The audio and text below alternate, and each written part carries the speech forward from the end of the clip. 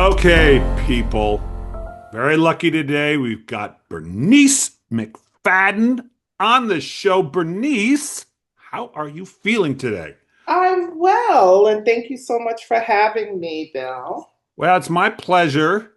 You got stuff happening, or stuff has happened March, which is that's when Firstborn Girls came out.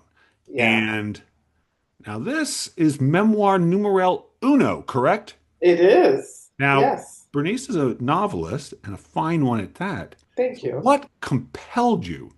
What came over you to slip into the world of nonfiction? Well, it was the pandemic. Uh, Ah! I was here in Brooklyn with my mother, Uh-huh. um, my Wait a minute. Wait, wait, grandmother. wait. Yes, When you say with your mother, do you mean under the same roof with your mother? under the same roof with my mother. Ooh, you and I are the same age, my dear.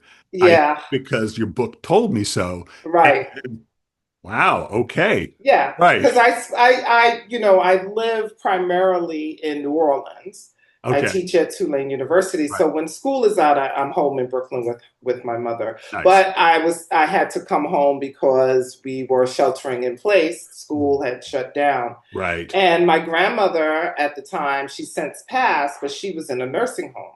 Right. Oh, So it was just day and night of terror, yeah. and Because New when York was it, because I was, interestingly, it's kind of started here, like not far from me. There was a nursing home where it blew up for the first time.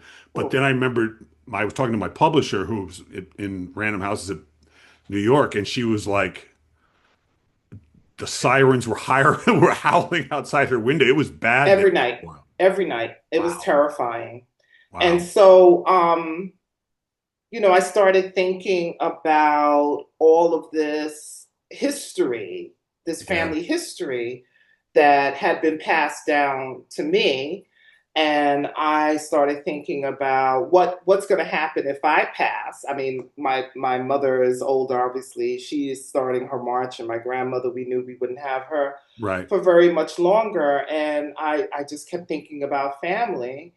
And I thought, well, I need to write down these stories because I don't want them to die with me.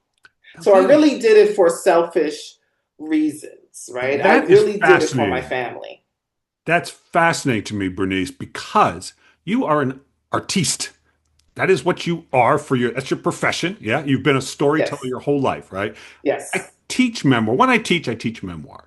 And Oh, okay. that's my thing, right? And often people come to me, they're like, I want to record my stories for my family. I always tell them they don't care.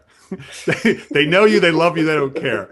And I am surprised that a storyteller like yourself was drawn for that same sort of I want to keep I want these things to remain for my children or whatever. But Yeah. that was actually where it started for you. Yeah. But I mean, that's where I start with all of my stories, whether I'm writing fiction or nonfiction. Oh, I'm always writing about my family. And yeah. people who have read my novels, once they start reading my memoir, they're going to recognize those characters. Oh, So, and okay. I'm always writing for myself and I'm always writing for my family. I'm happy that I'm in a position that I can publish and people who are not familiar with my family are able to read those stories. So Yes. yeah. Well, that's what makes it a work of art. Because here's the thing: if you wrote it, like I said, I won't be a teacher long. You're a teacher. You don't need to hear this, but I know this is the thing about what memoir taught me Okay. is if I tell a story to my brother, I'm going to go see my dad for his 90th birthday. Right. Okay. But if I tell my story about my dad to my brother, I'll tell it one way. Yeah. All I got to say is, we were in the grocery store. You'll go, Right. oh, right. But that doesn't mean anything to you. I got to tell the story to you. It all changes. And so Yeah. you told the story beautifully, by the way. What a Thank you. readable book. I know it just sounds like a low bar for praise, but it just rolls along. It just rolls along. It's so great. So I well done. appreciate that. Well done. Um, but you don't know me. I don't know. I don't know any of you have to write in a way that someone who has never met you and never met your family feels a part of that story, even though, Yes. right? Does that make sense? Yes, yes, yes, it does. I think that literature should be both a mirror and a window. I love it. So you should see, you should be able to relate to some aspects of the story, Yeah, but you should also learn. Yeah. I agree. And I like to say to my students that all fiction is memoir and all memoir is fiction. I do believe that is the case. And I think your book is such a great example. I'm just going to talk about the beginning of it. You have this fantastic opening where you do die technically, Yes. right? So, Yeah. but you're young. And I Two. have these stories from my childhood that I call my stories, but it's just my mother told me them and that she told me them so vividly that I think I remember doing them, but I do not. Right. And at two, what the hell do you remember? Right. And Nothing. yet you wrote it as if there's a camera there recounting Hmm. it all, which you have to do. Even Yes. though the details are fictional in a way because you can't really remember what was said and done. You know, I'm just repeating basically, I mean, that story, because that happened to me when I was 2 years old. And my mother has told me that story a million times because I've asked right. 999,000 times about that incident. So it's very vivid in my mind. I'm happy that I don't remember it because it was horrific, Right. but because I have that, and as you well know, like that's just my imagination. I can see it. It's like a Yep. movie in my head. And so I always want to be able to put pen to paper and have stories unfurl the same way. I want people to read it and see it clicking in their minds. Absolutely. And you Yeah. need details for that. Need Right. details that probably could have been. I don't look at I love memoir, but this is we have if we have dialogue, we make it's almost all made up because we Mm. can't, Right. who Yeah. knows? I would say Right. that if I get into an argument with my wife and then we try to figure out how we got into it, we both have, it just happened and we have different memories of how, Exactly. right? Okay. So, all right. So, big book covers a lot of time. It's your Yeah. family. It's your first crack at just saying, okay, I'm not going to make stuff up. I'm just going to stick to what I know to be true. Right. Um, did it piss you off? Did part of you want to start making stuff up, or were you okay with like, or did you feel freed up by having to stay with what was? No, I was fine with it. The only challenge that I had was the structure. Yeah, I yeah, played with a lot of different ways that I wanted to write the story, my story, our story, the story of America. yeah. And finally, it took about, this book was actually supposed to come out in 23. Okay. So it was severely delayed because I was, and then one day it just clicked. Yeah. I really was fighting against what my muse was telling me to do. Like this is how, and I was like, no, I don't want to write it that way. So, Oh, but this is what I'm known for. I'm known for weaving fiction with history. right. So it was like, well, I'm just going to weave my nonfiction with history. And Wow. I'm very interested in patterns. Yep. Like I'm fascinated by that. And so I wanted to, make sure that I include that in the story because this thing about navel gazing, right? I was like, I don't think that, my life is so interesting that someone would want to Hey, read 400 hey, pages hey, just hey. about me.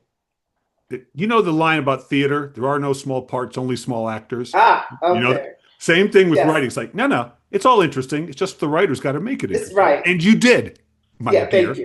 You But did. that's why I was like, well, history is so important to me, Yeah. right? And so I was like, yeah, I wanna include historical Why is factoids. history important? Do you even know why history is important to you? Or have you just been interested in it so long you can't even remember when it started? My grandfather was a big history Yeah. buff, History buff. Yeah. and he would talk about historical events all the time. Now, as a kid, I was bored to tears. But then as I grew older and I started reading and reading fiction And I Right. was like, oh, wait, I know about that because my grandfather told me about that. And I didn't even know that that was a thing, that you could actually write a story including Right. historical factoids. And so I was like, oh, I love this. This is what I want to do. What were you reading when you were young? Were you a young reader?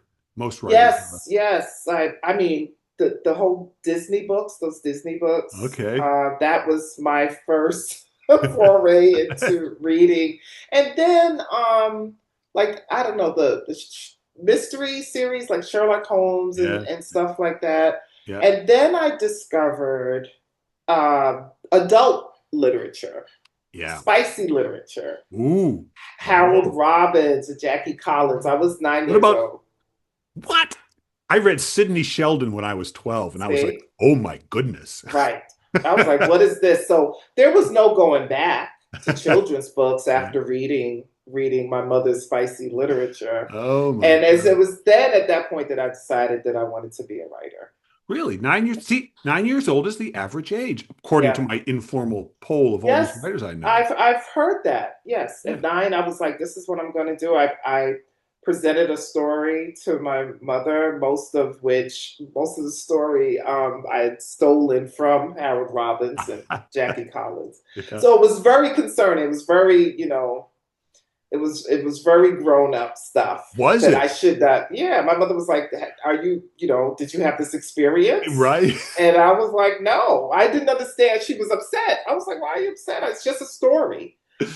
So anyway, yeah. Wow. Oh, you precocious little thing. You were ready Hmm. to go. Okay. And so that's it. Yeah, The path is set and it really is set. Like you know then. Wow. right, Okay. Uh, but like most writers I know, you weren't surrounded by other published authors. You weren't coming from a literary family or a bunch of, right. it's true of almost everybody I know, few Yes. uh, exceptions. So you do have to, and I don't know, did you have to get over the I connect little me belongs on that bookshelf next to Harold Robbins or Toni Morrison or whoever, right? Right, right. Did you have to go So through that? I did because, again, I grew up in the neighborhood. We didn't have any bookstores. We had the library at the school, Right. and obviously the main library at Easter Parkway, and go and visit. But the thing for me was that I was writing stories. I was, mimicking other stories, and Right. I did not. I had. I'm going to make sure I phrase this correctly. Like I was aware that there were Black writers because I was aware of the Harlem Renaissance, Right. but in my child's mind, I thought all the Black writers had died Yeah. during the Harlem Renaissance. When the Harlem Right. Renaissance ended, that was Right. it. And of course, there was this narrative that Black people didn't read. Right. So who Right. who am I going to be writing for if Black people don't read? Right. So I was actually 17 and a half years old. I had just graduated from high school when I discovered The Color Purple by Alice Walker. And I Ah, read it in right. one day, Wow. and it changed my life Yeah. because those people that she wrote about were my people. Like Yeah. I knew all of those characters, all those Right. people were in my family. Yeah. And I was like, well, she could do it. Oh, then I could do it. It's like she gave me, discovering that book gave me permission. And then, of course, I went on to discover Toni Morrison and J. California Cooper and Gloria Naylor and all of them. And for years, I just read Black women writers while I was writing. So I learned a lot from reading them. Right. And it was almost like you were inundating yourself with every time you read one of the books, reminding yourself, maybe I'm projecting because I had to go through this. Hmm. You can do this. You Yes, can do this. You yes, can do this. Because in some little mind, absolutely. because remember, whether you're white guy, black woman, there's some Right, part of your mind saying, can I do this? Can I right. really do this? Because Yeah, you don't know, right? you don't know. You don't And so know. and you had the added thing about, well, maybe people like me can't write. And so it's Hmm. just a great way. But you see how you took care of yourself? Yeah. You see how but you did. You went Oh, out. You could have absolutely. said, well, you could have just said no, but you didn't do that. And I know those people I who know. said like I can't do it. No. Right. That Yeah. is awesome. Okay. And so did you study it in school? I did not. What? I What did did you not. study? Did you go to What was I school? studying? Oh, so when I graduated high school, I decided I wanted to be in the fashion business because really, I like fashion, but Uh-huh. I really wanted to travel. That's my passion. And Okay. then I did it for a year, and I was like, this is not for me. And I finally got into the travel and tourism industry. Now, my first job in that industry was in 1989, 88, 88. Okay. And so but I'm still, thinking I'm writing short stories and I'm submitting to wherever I'm submitting and it's rejection letter after rejection letter. Yeah. And then I Okay, good. decided at some point I went back to school because when I graduated high school, I went to college for 1 year. And then I said, let me go back to school. So I went to Fordham University and enrolled in a liberal arts program with the idea that, I'm going to get this degree so I could advance, right, Right. in corporate America. But Ah. of course, I got there and I took journalism, poetry, fiction, and it was my first creative writing class with Professor Margaret Lamb. She has since passed away, and I took her twice, and she kept me after class one day. I thought I was in trouble. And she said, I just want to tell you, Bernice, that you're a fine writer, and I don't understand why you're not published. Wow. How old were And you? Like this 20? woman had written 3 novels and plays. So this, I was Wow. like, okay, this is the confirmation that I needed. Yeah, I dropped out of Fordham because money was getting very sure. expensive. And I was going at night. I had a young daughter, and I just kept writing. So I knew at that point that I had to choose one of my short stories to turn into a novel, because at the Oh, time, no, this is no longer the case. But at the time, it was virtually impossible for an unknown writer to sell a collection of short stories, which is what yeah. I was trying to do, Right, right. right? And so Sugar had been with me. That's the short story that had been with me the longest. And she was like, me, pick me, pick me. And so I did. So I wrote it. I started writing, staying up at night and writing it. And I have the original draft. It's trash. You do? Oh, yeah. Yeah, I Like have the original printed draft. out in dot matrix and Yes, dot matrix. that's right. Um, but I kept writing it, so I was getting those rejection letters that what are they called? They're already pre-written, Yeah, standard written. boy, I could have wallpapered this room with those things, Yes. right? So I was getting those, but then the third draft, the rejection letters changed. People were taking time Yeah. to really give me a critique, And you're and it sending to was agents, I assume? agents and editors, And editors. both Okay. All right. agents and editors. Um, and so what the letters started saying was that the book was a fine book, but there was no audience. That's what they were telling me. There's no Blah, audience for blah, this book. blah, blah. There's It's no such, audience can for I this book. say what a BS reason for not taking any book?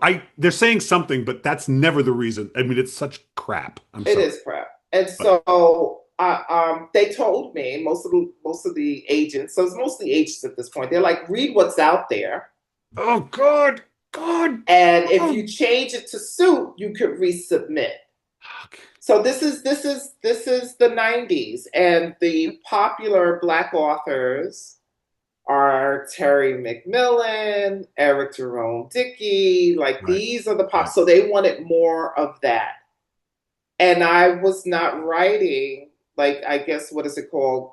Commercial fiction. Is Right, it that mainstream commercial fiction? That's right. not what Sugar was. And so, but I was like, okay, if this is how I have to get my foot in the door, I will do it. Now, this is like 8 years in. I've been eight, nine Right. years. I've been Right. submitting rejection letter, Yeah. rejection letter. I Yeah. have 70, I kept 72, 73 of those rejection letters. You still have them? Yeah, I just put up, I'll send you the video. I put up a video of me laying them all out in my hallway. You know, Yes. people, it's go watch that video if you're because even Bernice, even our, It's, you know, listen, oh, it actually never ends. And I think that it's important for people to understand that, because after publishing successfully for like 9, 10 years, I couldn't get a book deal.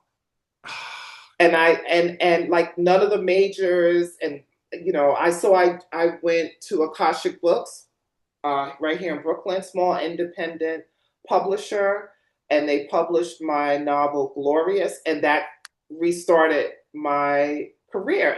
And there were agents and editors who was like, Bernice's career is over. Again, there's no audience for this book. The audience thing. Well, Yeah, what puzzles me about that? There's so many freaking people in the world, and all you need, if you got 100,000 of them, that is fantastic. right. You don't even need 100,000 of No, them, I was just going to drop that number, right? right?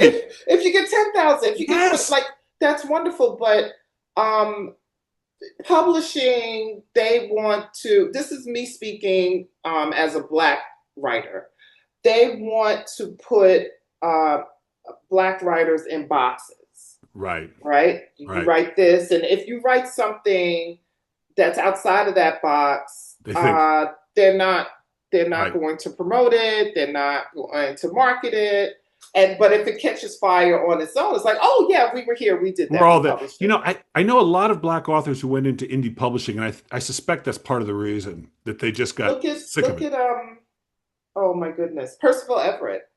He was with a small publisher for years. They held him down, Did they? right? And then he did go over and Right. publish James, and boom. Boom. So Yeah. there was an article that just came out a few weeks ago about how the Big Five, they don't support literary fiction. Well, yeah, because they want, and well, we know why. We know why. Yeah, Until it we know does what. well, it's, Right.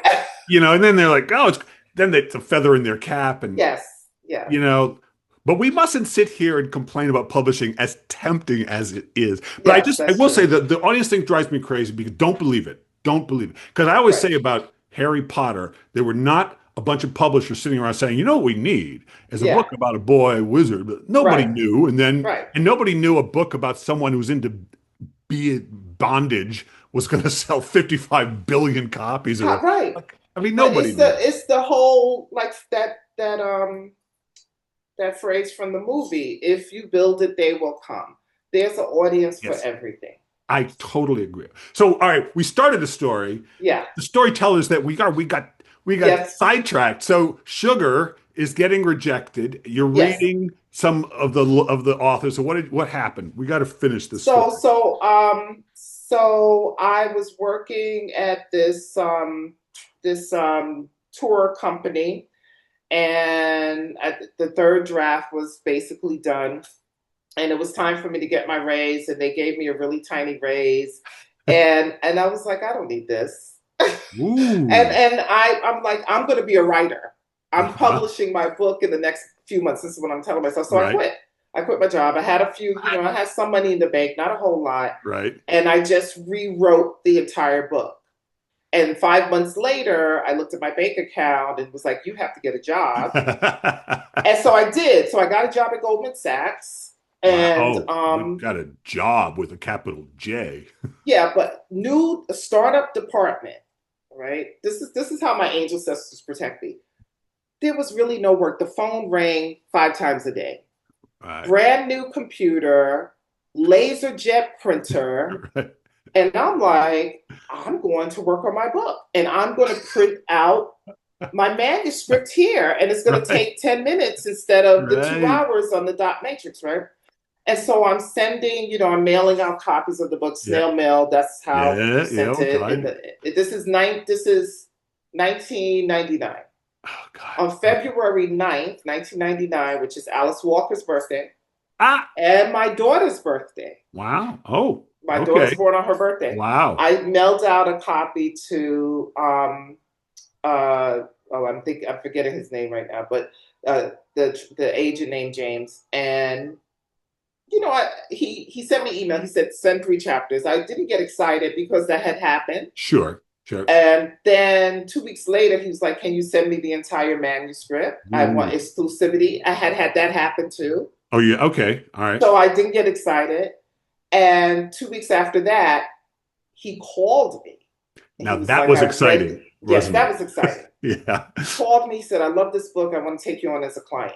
But I was also aware that sometimes people got agents and still it took forever, Sure. right? So I'm excited, but not all in. Yep. And I think it was a week later, he called me up and I had a two-book deal. We're done. Get the hell out. And Wow. I put in my resignation. And I left my job. We just Yeah. hired you. A year later, Wow. I was gone. They were like, "You leaving?" I was like, "Yes, this is the thing that I have been chasing That is great. forever." So God, I yeah, love those stories. I just do. I just it because it sounds like you must have liked sugar. You must have liked the story. yes, On I some love level, you that had to story. believe in it, right? Yeah. Yeah, I mean that again, that story came out of all the stories that I had been listening to around dinner tables with my family for years. All of those Yeah. characters were Yeah. very familiar to me. Were you, because my family was a storytelling family. We'd sit around and tell each other stories. My dad's a Yeah. storyteller, my mom's a storyteller, my brother and sister are storytellers, and all my friends are story. Like I Yes. just, was your family like that also? Absolutely. My father, not so much. He Oh, he okay. was he didn't talk a lot, and Okay. his mother, like that side of the family, everything's a secret. Oh, But nice. my mother's side, my maternal side, that's all we do. I just came back from a family reunion in Ohio, Uh-huh. and that's exactly what we did. At the dinner, we sat around telling stories. In the park, we sat around telling stories. And I mean, we just the oral tradition is Yep. very strong in our family. I think that's how I learned to write. I mean, I learned to write right, Yeah. but when I look back, like it started there. In fact, like I would read these books on like what a story is, and it confused me because I had already taught myself by the time I was 12 just by telling them and listening and telling. You just know Right. beginning, middle, Yes. end, conflict, blah, blah, blah, right? Exactly. Exactly. It's not. All right. So, well, I could talk to you for a long time. Okay, but one more thing about this book I want to know, and I'm talking about firstborn girls. Um, what did you discover? What, in telling this story, because this happens to me every time I write about my own life, and I write, that's all I do now, Hmm. and that's all I do. But I always find something. And this is a Good. big book. Yeah. So aside from maybe details about your family that by culling, but just, I don't know, about yourself, about what surprised you, but as you were writing it that you didn't expect that would, the way you're surprised by a work of fiction. Um, I don't know if surprise or I think confirmation is probably Mm. a better description because, and I used the quote from Mark, I think it's Mark Twain, he said that a history may not often repeat itself, but it does rhyme. It rhymes. I don't think, yeah, I've heard that. You know what? That's like the quote, like "kill your darlings" gets attributed to about every writer that ever lived before 1950. Yeah, I don't I know think because it's, who I is it? feel Maybe like he it's did him. say that. Yeah, I think it's Mark Twain. And Okay. so that, I had been thinking about history. I mean, we're living in a time that's proof of that right Yeah, now. for And sure. so just looking at the history of my family, Yeah. of what the firstborn girls went through, um, curses and cycles that are ending with me. Yeah. Um, but yeah, that gave me confirmation. It was the suspicion that I had, but after I wrote the memoir, it confirmed that yeah, this is just the way it is. We're like in this loop. We're in this weird loop, We are. right? I could not believe, I mean, I don't want to get into politics because it is, in fact, in our house, we have to stop it because it becomes a kind of vortex that eats the Yeah, energy in the room. But I'm amazed the things we're dealing with. I thought, again, like, yeah, come on. yeah. I just, Like I mean, what did they like, you should learn from history so it's you never don't going to have to happen. repeat it. It's, But the thing is that yes, they learned from history because they want to repeat it. I think there are Like, those who would like to see it repeated. yeah, yeah, It's staggering to me. But one thing that history has taught me is you don't know how the story is going to end. You don't know, and right, every time you think you do, you're right, probably wrong. yes, So let us not, storytellers that we are, presume we know how this one ends. right, Because right. Well, fingers crossed. yes, indeed, yes, indeed. Well, I also got to say, I do like speaking of quotes, what Martin Luther King said about the arc of history, and I do believe that that is true. It's beautiful, and I think it's true. That Yes. I do believe that. Um, well, Bernice, congratulations on the book. Thank you. It's personal, it's moving. It is like a little mini history of the second half of the 20th century in your family, just so sort of anyway, it's there, kind of both in your family and in just what your own personal curiosity drew you to share with us. So and because I probably what is your birthday? Would you be willing to tell me? Just the Oh, day. sure. Just the day. Just the day, not the month. Well, you can no, the month and the day. I'd be curious. September 26th. Okay. Right. Serena Williams and I share Oh, it. very good. I have oh Barbara Streisand.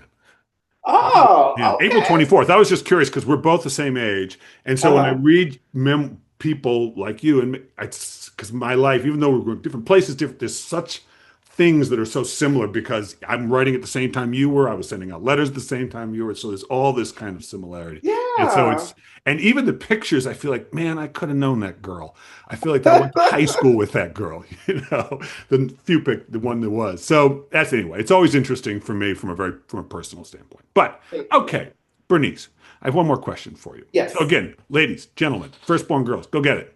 Don't hesitate. Go get it. And the new one, please. what is it? Where we're releasing? We're re-releasing. So the Camilla's Roses, which I think was my fifth novel that I Okay. published, it was reissued back in June. That's congratulations. Thank you so You know much. you've made it when they're re-releasing. That's awesome. Congratulations. But Thank you so much. not quite done with you. I want you to Uh-huh. think about all the writing you've done since you were 9 years old. And if it's Right. taught you anything about being human, about life, it's taught you what? Oh my goodness. Oh, that the truth will set me free.